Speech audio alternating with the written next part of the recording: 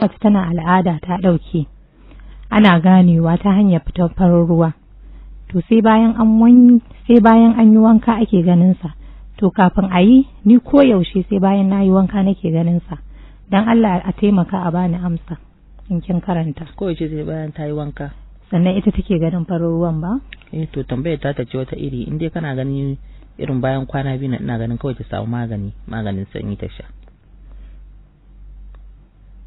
To tambaya ta gaba. Ta ce da Allah anti baby da Allah ki taimaka min da maganin farin ruwa ne yake fita daga gabana. To shine tambayar? Na faɗa wa babanmu ta ce in aka rubutun ne da Allah a dinga gyara rubutu. Na faɗa wa babanmu sai ta ce in aka ƙara mata menene kamar dai maganin sanyin dai take ma tambaya. To ta sa maganin sanyin da za su samu ta nemi maganin sanyi. To malama ta ce da Allah ina da tambaya waya ake gane ciwon sanyin mata don Allah malama ki gaya min Allah ya saka miki da alheri. To ciwon sanyin mata mun yi bayani sosai a kansa yawanci irin su kaikayin gaba dinnan su kurajen gaba su zubar farin ruwa idan mace tana tarayya da mai gida wata ringa jin zafi din nan irin jin yawo a jiki kamar tana din nan ko kuma in kana fitsari ka ringa jin zafi haka irin matse kuma kaikayin matse duka wannan alama ce ta ciwon sanyin mata. Haka Allah ya ba mu lafiya.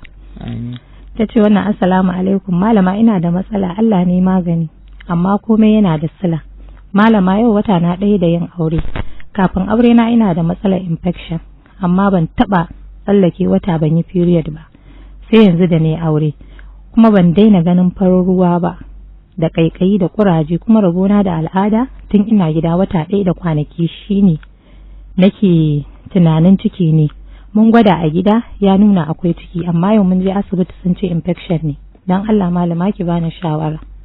To wannan tana iya yiwa cikin ne tana iya yiwa kuma infection ne amma abin da yake ban mamaki ga iyaye da kuma yaran dan bazan ce laifin yan matan bane ya za a kina da yake budurwa ki duba wannan zance kina da yake budurwa zaki aure da ita sai kiga ana ta bulbula yarinya magani a ce wai maganin mata ai mata gyara to me ma gyaran ai ba wani babban gyara da ya wuce ki ba aiki maganin sanyi balantana ita wannan yarinya abu ta ce tuntuni tana da ciwon kin gane tuntuni tana da shi tun kafin ta yi aure ta dade da shi a jikinta to kuma ba a bata magani ba gashi ta yi aure ta zo kuma yana damun su wannan zai iya lalata mata rayuwar aure zai iya sa ta fita daga ran mijinta zai iya haifar musu da matsaloli kashi kin ga wannan sakin iyayen ne baran ma kuma uwa mace saboda idan da matsala ita ta nusar da uban ya ba su kuɗin da su je su nemi maganin ko kuma ya kai su inda za su nemi maganin ko ya je karɓo musu maganin ita ta kai sakon gurin mahaifin yarinya saboda haka ina ganin wannan gaskiya an yi saki kuma yanzu sai ki kuma koma asibiti a kuma dubawa sosai in an ce shine to sai ku zo ku yi maganin irin wanda ranku yake so za ku iya yin na Hausa za ku iya yin na asibiti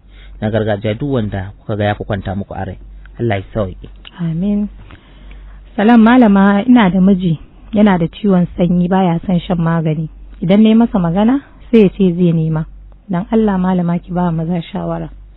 To maza marasa lafiya wanda ba sa son magani su ringa irin wannan sakon da yawa mata suna kawo shi mazajen su kaza ba sa shan magani kaza da kaza yau kai kuma gashi ka samu mata kuma ka je kuma sanin ma ciwon da iyakacin shi kan shi zai tsaya shi kadai shikenan ciwo irin wannan ciwo ake cewa infection yanzu ko asibiti ka je su ce maka infection ne ana cewa ciwon sanyi ko infection in dai mace ta samu namiji yana samu namiji ya samu mace tana samu mace ba ta da rawin jinin ta bashi da karfi na ta yafi saurin bayyana to in har ya kai jikin namiji ke ma kina da shi ya kamata ka je ka nemi magani ka sha kuma ita ma mata ka samu mata magani ku sha domin rigakafi kuma da kiyayewa gaba da Allah maza masu irin wannan matsalar su yi hakuri kuma su daina kuma su ringa neman wa kansu magani Allah ya sauke. Amin. Allah ya samu dace. Wannan tace assalamu alaikum malama Allah ya saka miki da alheri. Ni kan na kasance mace ce mai zafin kishi da rashin yi wa mijina uzuri. Tunda yayi min amarya kullun cikin rigima muke. Amma cikin ikon Allah tunda nake dauki shawarwarin ki akan sama da kishiya, yin hakuri akan komai da daukar komai ba, wallahi tallahi yanzu komai ya daidaita. Na kwato yanci na da shawarwarin ki da kuma nakan hada da abubuwan da ke bayarwa ina sha. yanzu kam komai ya zama zanzan. Na gane zama da kishiya ba matsala kawai dai ta ce Allah ya ja mana ranki, muna godiya. To alhamdulillah Allah ya ba su dawwammamen zaman lafiya, kuma ana wannan yasa don mace mai kishiya ta yi haƙuri, ta kishiya ba wata ababa ce sosai. Yawwa ki zauna da ita da Allah da zuciya ɗaya, kuma kai ya sa wai dan amma kishiya ki bijirewa mijinki ki juya wa miji baya. Da yawan mata suna zaune lafiya amma kishiya sai ta sa lokaci guda ki hargitsa gidanki, ƴaƴanki su daina jin daɗin ki, miji ya daina jin daɗin kin ga wannan baki kyauta ba, baki kyauta kuma ƴaƴanki ba. Da fatan mata masu irin hali irin haka za su koyi da ita wannan da ta turo sako su ringa su gyara halayensu. Allah ka samu dace. Amin ya rabbi. Malama Salam ta ce dan Allah ni budurwa ce, malama ni budurwa ce amma ina fama da matsalar sanyi tun kafin a san shi sosai, dan za a yi kamar shekara 6 take fama da shi. To ina iyayenta ko shekara 6 tana fama da ciwon sanyi, wata da ma budurwa ce. Sai ki je ki sami iyayenki ki sanar da su suka san matakin da za su dauka na nema miki magani. Allah ya sauke. Amin. Wannan tace salam malama, dan Allah ni mata aure ce ina fama da daukewar sha'awa, dan Allah ki taimaka min. Allah ya mai da malama gida lafiya. To amin ya rabi. Su ta nemi kayan marmari, itatuwa haka, su fruit haka, su kankana, rake, su aya ta ringa ci, su kwakwa da dabino duk ta ringa cin. Allah ya da komai zai daidaita. In kuma ta yi ta ga bata samu sauki ba sai ta hada da maganin sanyi. To Allah ya samu dace. Salam malama, dan Allah ki taimaka min, na kasance ne ina zubar da farin ruwa a gabana kuma ni budurwa ce, ya zan yi malama ki taimaka min. Wannan abin da ƴan mata fa ina ganin abin da isa ma muka turo sakon su na ƴan mata, ina sana ma aka tura sakon na ƴan mata saboda in kira ga iyaye, shi yasa na sa aka saka na ƴan matan da yawa. Wannan sakon na ƴan mata ba yau aka fara turo shi ba, irin na ƴan mata, amma yau kamata ya ce mun sako guda ɗaya a tambayar to dan iyayen su ji ni budurwa ce. To ko ƴarki tana jin da wanki bata fito ta yi miki magana ba, ya kamata ku ringa tuhumar ma ƴaƴan naku. Kuma sannan shi shan maganin sanyin nan ma irin na mata rigakafi ne. Yaran ku in sun girma ku tambaye su, ki ringa kula, ku ringa sa ƴaƴan ku ma tsafta. Ke ɗebo wandunan ki ko ba haka bane? In kin ɗebo zuba su a bokiti kina tsaye a kanta. In ta zuba su a bokiti nan dan ɗauko haifan nan dan na naira 20 dan ta zuba omo ko ta dan zazzaga shi kaɗan ta jika, a dan zuba musu ruwan zafi, a kai su ban ɗaki a ajiye ko a samu gefe guda a tsakar gida a ajiye, a killace su, a rufe su kwana da ruwan zafin nan tafasasshe.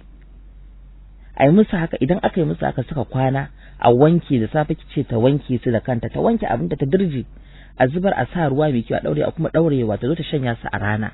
Idan ta shanya su suka bushe, a ɗauko dutsen guga a sa a goge.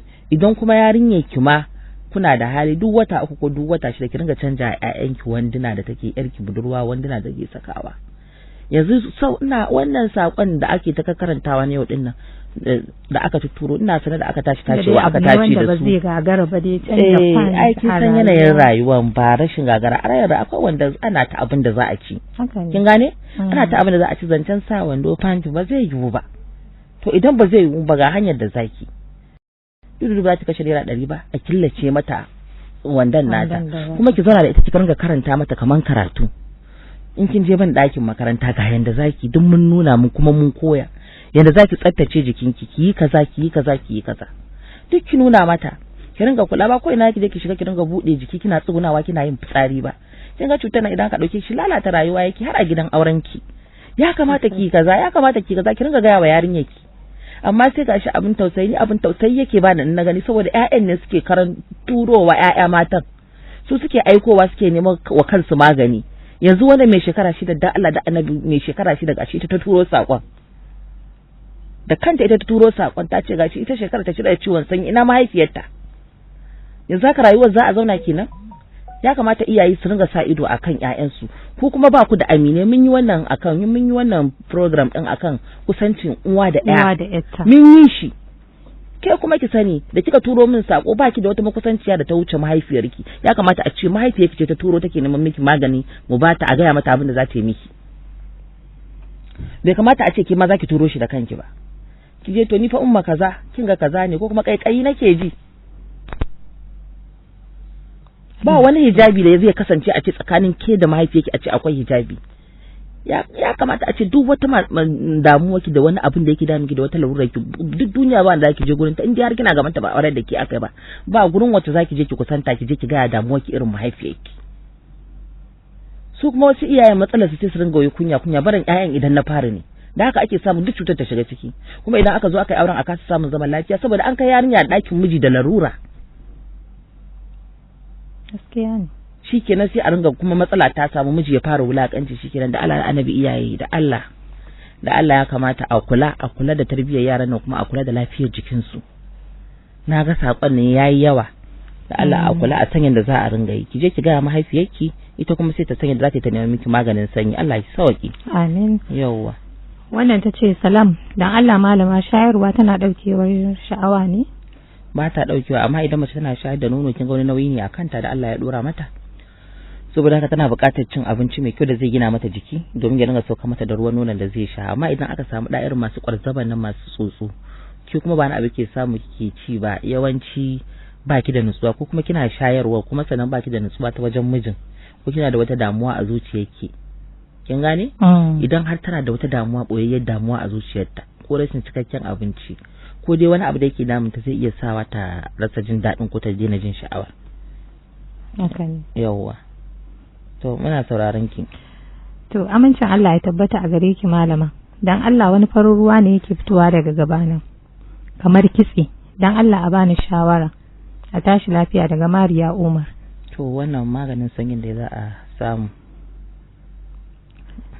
Salamu alaikum. Barka da aiki dan Allah ni matsala ta ita ce idan muna tarayya da mijina nakan kasance a bushe sannan kuma gurin yana matukar zafi. Dan Allah wani taimakon za a bani ko shawara. Taimako maganin sanyi. Salam dan Allah a taimaka min na warware muna kai wannan tambaya malama dan Allah a yi wa mijina nasiha ba shi da lokaci na kullum idan ya dawo wayarsa ce aboki ya yi rasa. Idan da suna kake faɗa akwai wani sako na ji ta yi zancen da yawa amma idan da sunan ta da Allah ka a faɗi sunanta ci gaba. To da Allah malama a yi wa mijina nasiha ba shi da lokaci na. Kullum idan ya dawo wayarsa ce aboki ya hirarsa. Sannan idan na yi kwalliya baya yaba min. Haka ma idan na yi abinci baya yabawa. Malama gashi yanzu ciki ne da ni kuma abubuwa da yawa haƙuri nake yi wallahi ba zai taɓa yabawa wani abu da na yi masa ba. Sai dai ma abu kaɗan sai faɗa amma wallahi idan na yi sai yana ɓata min ai mata dai nasiha idan ta yi ba daidai ba sai ya ringa ɓata mata to irin wannan bai ya kamata idan ta yi mai kyau a yaba ita mace ba abin da take so irin a yaba mata in dai ta yi kana yaba mata kanta yana kuma kumbura tana jin daɗi gobe kuma burinta ta ga ta yi abin da ya fi haka. Amma mijin kina yin abu ana nuna miki ba burgewa ba a jin daɗi ba a yabawar to ke kuma kina ƙara zama discourage irin to ke kin yi yau ba a yaba miki ba gobe kin yi ba a yaba miki ba to da haka sai ki dina ma kin gane gaskiya ne ita kuma mace dama tana son ko me tai ko me kankantar abu yawwa ya kasance ka nuna jin daɗin ka da yabawa to gaba za ta yi kokarin ta yi maka abin da ya fi haka to kuma sannan kai ba a yaba ba kin ga za a dina kuma balanta na kuma kai kana in an yi ba daidai ba kana faɗa to ya kamata inda kai faɗan nan za ka nuna ba daidai ba ya kamata kuma an maka daidan ka nuna ka ji daɗi kai godiya ka shi mata albarka Allah ya sa mu dace amin ta ce malama ina so da Allah a gaya min maganin ƙarin ni'ima daga Khadija Rimin Kebe to mun farfada a baya salam amincin Allah ya tabbata a gare ki ya aiki malama a taimaka min da magani domin iska na yawan fita daga gabana ki faɗa min yadda zan magance wannan matsalar ki taimaka min da maganin matsi da na ni'ima saboda na haihu dan Allah a taimaka min a tashi lafiya duk wa'annan mun faɗa a ba sai nan gaba za mu kuma faɗa wannan tace assalamu alaikum Allah ya ƙara wa malama lafiya na kasance ina ciwon mara idan ina yi farin ruwa yana fita a gabana garai kamar ruwan kabewa amma fa ta nemin ciwo sosai don wani lokacin mara haƙullewa take yi sai ruwan ya gama fita nake jin sauki shine nake son dan Allah ki bani shawara Allah ya ƙara basira to amin ina jin sanyin mara ne tana iya yiwa infection ne yasa haka, kuma ciwon mara ta taba ta faɗa ba ko irin na lokacin al'ada ne ko ya ne, amma dai ina ganin ta nemi maganin sanyi da na ciwon mara. Allah ya sauke, tunda mun ba da magun kuma mun ba da na sanyi mun ba da na ciwon mara duk mun bayar. Yawa. Salam, wannan ta ce anti ne miki fatan alheri. Wani abu ne yake fitowa a gabana kamar dusa awara mai maiko daga gefe daga mai sauraron ki a kowane lokaci. To sanyin ne dai. Kullum muna ba da magungunan sanyi kuma muna faɗa yadda za a kare kai daga kamuwa da shi, amma kuma idan ana turo irin wannan sakonkunan abin sai ga kamar ma ba a ji ba a ɗauka. Ya kamata ko kanku ba ma 'yan matan ba, matan iyaye su ringa kula, kuma tsafta dai da ake faɗa a ringa yi, kuma matakan da aka ce a ringa bi na in za a sha maganin ana yawan maimaita wannan, saboda yanzu wannan ciwon ya riga zama ruwan dare. Shi yasa ku ga yawanci magana dai ita ce, kuma sakonin da ake yawan ko mun yi mauru'i akan abu za ku ga an turo shi, amma na dai wannan lalura za ku ga shine kan gaba. Da haka da Allah da Annabi a ringa kiyayewa, bara ma masu zuwa gidan biki din nan, ina suna, gidan mutuwa, ko ina, ko an shiga makota ko kuma an je unguwa, kaga ban daki ta so ka ce ai nan ba alama ba anan take ba, in dai ka ji ka ringa ta tsantsan da rike uzurinka. Idan har ba in ya zama bayan da za ka yi ba, to ka rike abin ka koma gidanka kai. Allah ya sa mu dace. Amin ya Allah. Salam malama, mijina yana neman mata, baya biyan mun bukatata, sai yayi wata 3 bai neme ni ba, kuma ya san na san suna wannan ne ina ji. Kuma ya san na san ina neman mata. Idan ne mishi magana sai ya ce ba zai daina ba, sai ya ga dama. To Allah ya shirye shi. Shawara ki ta mishi addu'a, ki ta ma addu'a Allah ya shirye shi, Allah ya sa ya daina, Allah ya gane da shi. Kuma kai ma kana jin mu kana tare da mu, Allah ya sa ka daina, Allah ya shirye ka, Allah ya gane da kai, ki kuma ki ci gaba da hakuri, ki ta mishi addu'a, Allah ya sauke. Amin. Wannan ta ce malama Allah ya kara miki lafiya da daraja da nisan kwana, Allah ya kara ɗaukaka ki malama. Tabbas na ƙaru da ke a wannan shiri ta fanni daban-daban, don haka nake ba 'yan uwana mata masu jin wannan shiri shawara da su dinga sanar da sauran 'yan uwansu mata da ƙawaye da abokan arziki wannan shiri, domin su ma su dinga samun roman da ke cikinsa. Kuma wannan shiri makaranta ce babba, ni dai na ƙaru sai dai nake cewa Allah ya ƙara miki lafiya, daga Sadiya uwar gidan Sammani. To amin, mun gode. Dan Allah malama a taimaka min da addu'a, Allah ya bani miji na gari. Shekaru na 31, malama a taimaka. Ubangiji ya bata miji na gari salihi, mai riko da sunonin annabi wanda zai rike ta saboda Allah da gaskiya da amana da alkawar sayyidina Rasulullahi sallallahu alaihi wasallam. Amin. Yawwa. Salam anti baby, farin ruwa nake fitarwa kuma yana wari. Na yi magani sosai amma har yanzu Allah bai sa na dace ba. Dan Allah ki taimaka min, nagode. Ta yi magani sosai bata dace ba, bata fi matakin da ya kamata ta bane wajen maganin kamar yadda muka faɗa a baya. Sai ki koma ki gani wani mataki ya kamata ki bi. Irin wannan tsaftar da abubuwan da ake ci, ana cin sanyi ana kuma daukan sanyi, na faɗa kullum sai mun maita maganar nan daga gare ta ne. Yawwa, Allah ya sauke. To wannan tace assalamu alaikum malama, mai ciki karimi za ta iya shan maganin infection in ta sha a tashi lafiya? Duk wani magani mai ɗaci sosai, mai ɗaci ko mai bauri, mai ciki ba ta sha, saboda haka maganin inda yana da ɗaci mai ciki ba ta sha ba, idan ba shi da ɗaci za ta iya sha. Shine ya kare? To masha Allah, bari mu dan yi tsaraban mu ta yau. Muhimmancin garin sabara a jikin dan adam. Sabara wata karamar bishiya ce sananniya a ƙasar Hausa da ma wasu sauran ƙasashen duniya. Tana da tarin ganye da ke da launin kore a jikinta. Bishiya ce da Allah ya hukunto zamanta a cikin daji, wacce ba ta tsiro a cikin gidaje ko cikin unguwanni, sai dai takan fito ne a cikin wuraren da ke da manyan duwatsu ko kungurmin jeji. Tun azal sabara na ɗaya daga cikin itatuwan da Hausawa ke amfani da ita a fannin maganin gargajiya don warakar cututtuka masu ɗimbin yawa da suka fi dangantaka da ciwon daji ko na iska, kamar yadda muka sani a al'adance. Wasu masana maganin gargajiya da ke a yankin Dogo da ke ƙasar Mali suna daga cikin waɗanda suka bankaɗo sirrin sabara ta fannin warkar da ciwon daji da wasu cututtuka da ke da nasaba da ciwon da Hausa ke kira iska mai fakewa a cikin jiki yana canja kamannin da zai yi matukar wahala a iya magance shi ta amfani da maganin bature. Daga bisani sai wasu rukuni wasu likitoci daga ƙasar Faransa, bari mu tsallake nan. A lokuta da dama mutum zai haɗu da ciwo sai ya je ya yi ta faman bincike da kashe kuɗi da lokaci mai tsawo ana sayan magani kala-kala na bature ana sha da warkar wani ciwo a jiki, amma kuma sai ciwon ya gagar magani. Daga bisani sai ka ga idan an dawo ana na gargajiya cikin ikon Allah sai a dace. Wani lokacin kuma sai kiga ana ta maganin gargajiyar ba a samu waraka ba, amma ana zuwa asibiti ana yin maganin bature sai a samu dacewa. Dama ciwo kuma da kuma magani fada suke yi da juna. Duk wanda ya fi karfin wani to shi zai yi nasara. A sanda ka sha magani zaka iya jin yanayin jikinka ya canza, kamar ka rinka jin zafin jiki ko ciwon kai da kasala da tashin zuciya, ko ka ji duk baka jin kanka yadda ka saba ji. To a wannan hali maganin da ka sha ne ya tsakuro maka da ciwon da ke cikin jikinka dan ya fito da su fafata. Duk wanda ya fi karfin wani shi zai mamaye jiki. Idan ka sha magani ka ji baka ji daɗi ba sai ka yi jifa da shi, to shi kenan ciwo ya samu mafaka kenan. Amma idan ka daure to zaka ji ciwo na lafawa, don magani zai ci gaba da kashin waɗannan ƙwayoyin cuta har ya ga sun mutu. Sai dai kuma ba kowane ciwo ake sha ba sabara ba. Akwai hatsari ka sha sabara a sanda baka san ainihin ciwon da ke damun ka ba, domin takan iya tado maka da wani abun daban.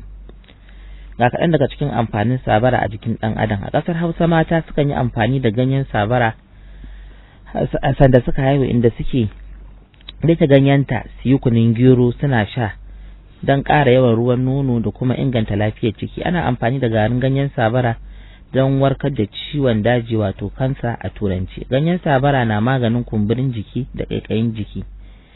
Ganyen sabara na maganin ƙurajen ƙazuwa da ƙurajen fuska masu ƙaiƙayi da kuma zafin jiki da na ciki. Ganyen sabara na magance tarin asma da kuma tarin TB. Akan gauraya garin ganyen sabara da garin ɓawon bagaruwa don a yi maganin ƙuna a jiki.